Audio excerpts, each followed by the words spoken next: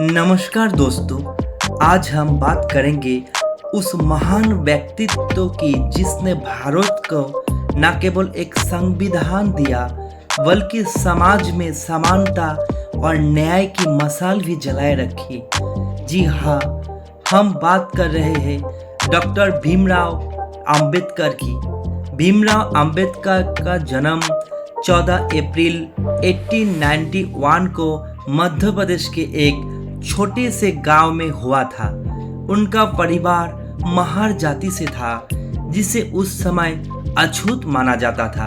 समाज के तानों और प्रताड़ना के बावजूद उन्होंने अपने शिक्षकों और परिवार से मिले समर्थन के बल पर शिक्षा की और अपने कदम बढ़ाए।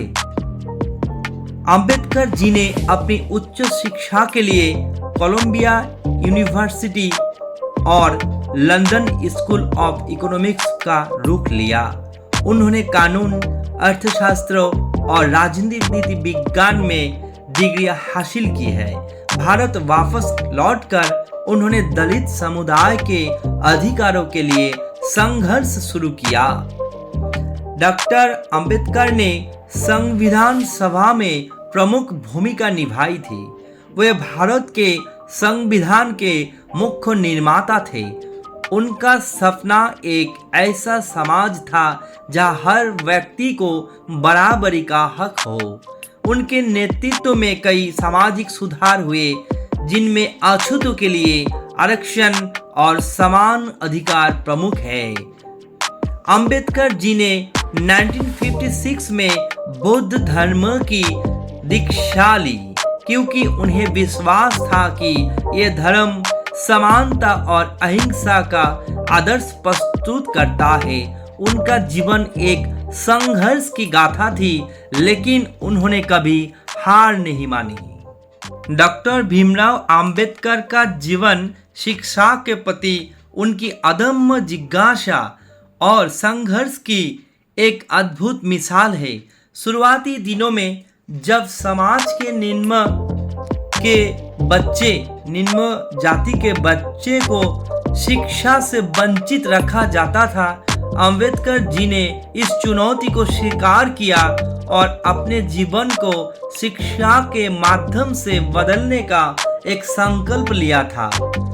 बचपन में भीमराव को स्कूल में भेदभाव का सामना करना पड़ा।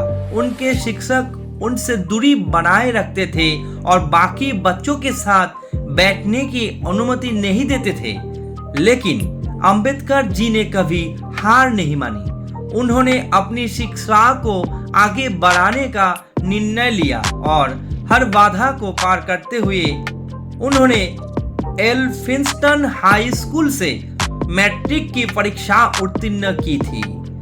आगे की पढ़ाई के लिए उन्हें गायकवाड़ रियासत से छात्रवृत्ति स्कॉलरशिप प्राप्त हुई, जिससे उन्होंने मुंबई के एल्फिंस्टन कॉलेज में दाखिला लिया और 1912 में बीए की डिग्री हासिल की। लेकिन अंबेडकर जी की शिक्षा की प्यास यही खत्म नहीं हुई।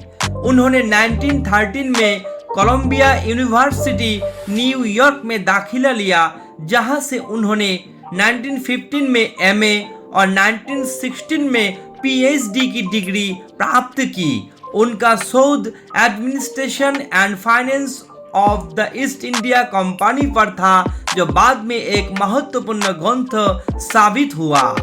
कोलंबिया यूनिवर्सिटी के बाद अंबेडकर जी ने लंदन स्कूल ऑफ इकोनॉमिक्स का स्टडी किया, जहां उन्होंने कानून, अर्थशास्त्र और राजनीति विज्ञान में अपनी पढ़ाई जारी रखी।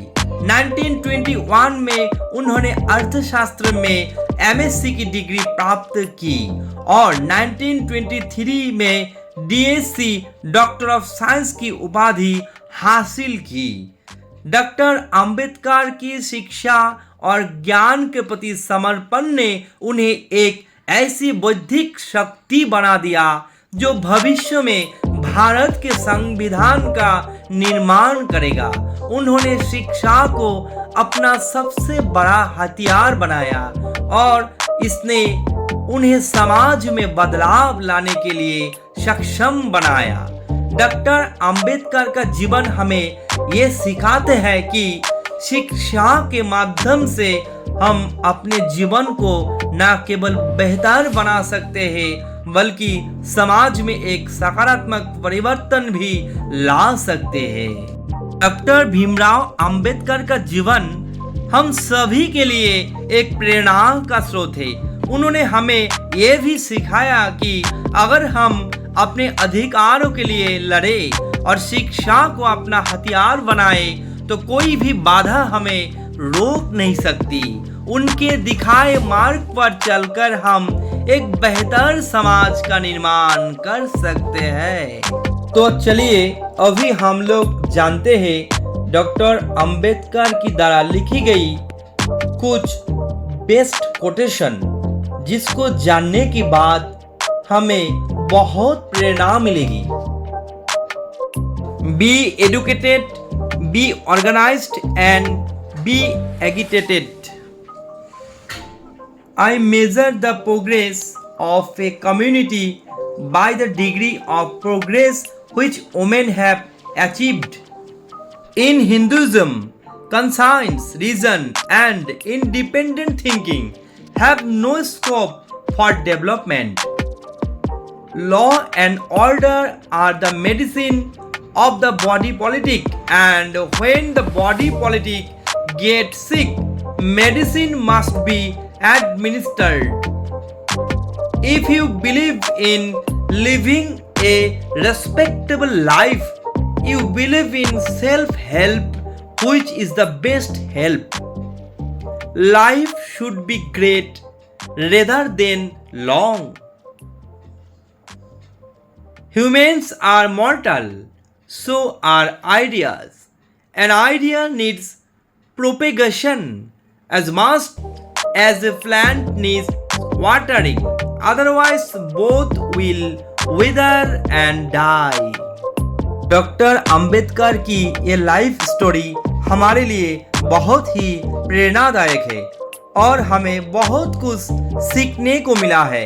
अगर ये वीडियो आपको अच्छा लगे तो जरूर like, comment, share and subscribe कर दीजिएगा। धन्यवाद।